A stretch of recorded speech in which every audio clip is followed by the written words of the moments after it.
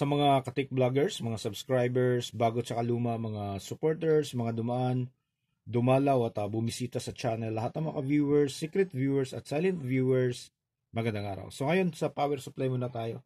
Magkukumpara tayo ng dalawang type ng power supply. Isang linear power supply at isang switch mode power supply or is MPS na tinatawag. Paparinig natin sa inyo kung gaano nga ba kalakas yung interference ng is MPS kumpara dito sa linear power supply natin. At gagamit tayo ng radio, ayan, okay, para malaman natin kung saang band frequency siya papasok. Okay? Kung anong frequency range yung kaya niyang pasukin. Yan yung gagawin natin. So, meron tayong 4 band dito. Ayan. So, hindi tayo gagamit ng shortwave 1 tsaka shortwave 2. Ang gagamitin nating frequencies ay yung FM or frequency modulation na nasa very high frequency range. Tapos, yung medium wave naman or tinatawag na amplitude modulation. Okay? So, ito lang yung gagamitin natin. MW tsaka FM or EM. Ayan. Ayan dito. Okay? Yan lang yung iti-test natin. Tapos pakinggan nyo ng maigi kung ano mga ba yung mga pagkakaiba. Yung mas maganda kasi yung kayo yung makakarinig at makakadiscover. Mas maganda din naman kapag gagawin natin itong test sa oscilloscope. Kaso hindi po lahat ng tao ay nakakaintindi ng oscilloscope. Tsaka isa pa, wala pa tayong oscilloscope ngayon. At kung gagamitin naman natin siya sa ibang circuit, na merong mga circuit na whistle lang yung maririnig mo, yung dulot ng interference na mula dito sa circuit na to na pumapasok doon sa ibang circuit. So dito, ito talagang marirecognize yung kaibahan nilang dalawa kapag nagtitest na tayo. Okay, kasi marami pa rin tayong mga ka-viewers, kahit na mga kapwa technician na hindi naniniwala na malaki yung pagkakaiba nung linear power supply tsaka is MPS. Hindi lang sa efficiency, tapos sa timbang, tapos sa liit, sa laki, hindi lang sa ganun, So ito susubukan natin. Unahin nating i-test tong linear power supply. Okay? So yung supply ng is MPS natin, ayan, nakalutang pa siya. Hindi pa nakatap. Okay? So off natin to. So una magti-test tayo dito sa FM, naka-FM mode yan. Tapos saksak natin, So pakinggan niyo ng maigi. Volume tayo. Okay, tapos maghanap tayo ng station.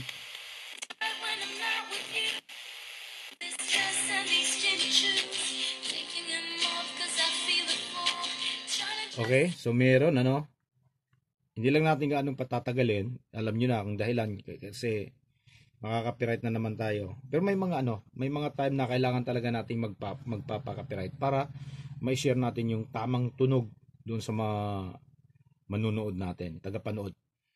So ayan, merong sounds yung FM. Ayan. So subukan naman natin dito sa MW or AM. Volume tayo. Maghanap tayo ng station. Umpisa tayo dito.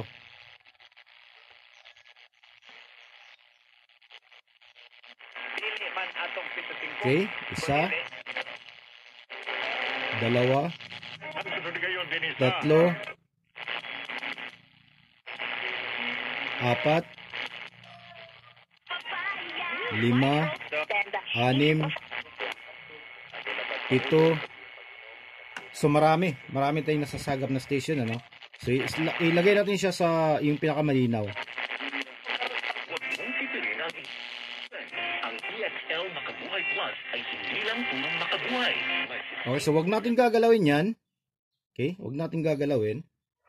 Hindi tayo mag-post or hindi natin ikakat or i-edit. Dire-diretso yung video natin. Tingnan niyo ng maigi. Okay, so ilipat natin yung yung nito, yung nakakonekta dito sa linear natin. So pasensya na kayo, nasira yung ano natin. Nasira yung magandang panghinang natin, kaya ito, nanghiram na muna tayo sa kapitbahay. Yan o, hindi gaanong hindi siya gaanong nakakatunaw.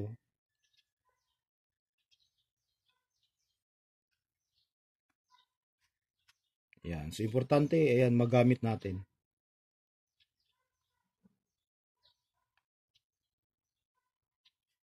Okay, ayan na. So wala nang nakakabit dito sa linear natin. So ito naman yung switch mode power supply natin. So iwasan lang natin na hindi siya mag-short, ano. So ayan, nakita nyo, nagkabit lang tayo dito. Wala tayong ginalaw na dyan, ano? Wala tayong ginalaw. So saksak natin to. Yan. Tapos volume tayo. Ayan. Okay? So nawala yung ano niya, nawala yung station niya. Subukan natin maghanap ng iba.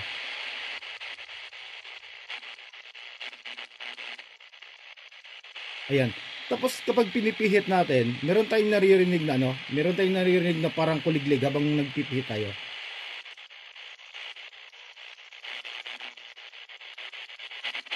Kapag binilisan natin yung pihit, ayan ayan. Yung ko kung nakukuha ng microphone natin, So maghanap pa tayo ng ibang station.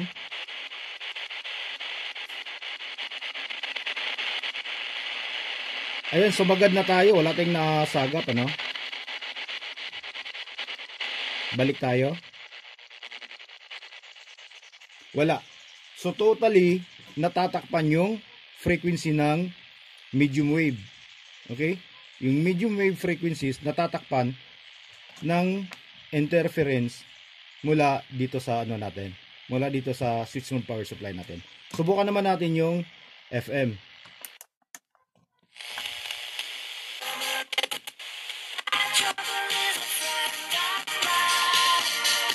Okay, so meron. Yan, narinig nyo na ba?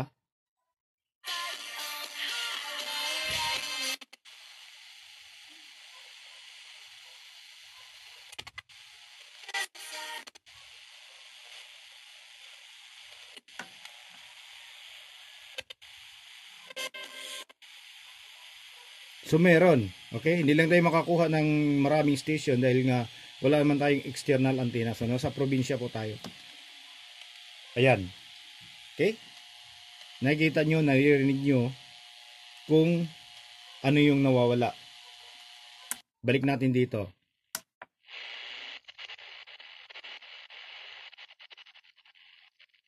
Okay, so wala talaga. Wala tayong nasagap sa EM. So yun yung mga kaibahan kapag gumamit tayo ng switch mode power supply, tsaka kung gagamitin naman natin sa kabila ay yung tinatawag na linear power supply na gumagamit ng low frequency transformer. Yun. So ang dahilan naman dito kung bakit nagkakaroon to ng tawag natin na interference, malakas na interference dahil sa mabilis na pagsiswitch ng switch mode power yung yung PWM. Okay? Napakataas kasi ng frequency nitong transformer na to. Ayan. So ito yung dahilan, tong buong na to, may mataas na frequency yan, tapos yung switch niya ang bilis mag-trigger. Yun yung dahilan kung bakit nagkakaroon siya, nagpo-produce siya ng ingay. Ayan, yun yung niya. Tingnan nyo, kahit pihitin natin, wala pa rin talaga. Walang masagap. So yun yung natin, yun yung pagkakaiba nilang dalawa. So meron ding circuit na hindi rin siya po pwedeng gamitan ng linear. Yung mga kinabagong circuit ngayon na ang pupwede sa kanya ay yung switch mode power supply. Anong circuit yun? Sa mga susunod na video natin, kapag nakapag-produce tayo ng material, yun naman yung ipapakita at isi-share ko sa inyo. So hanggang dito na lang siguro tayo. So maraming salamat, God bless at bye bye.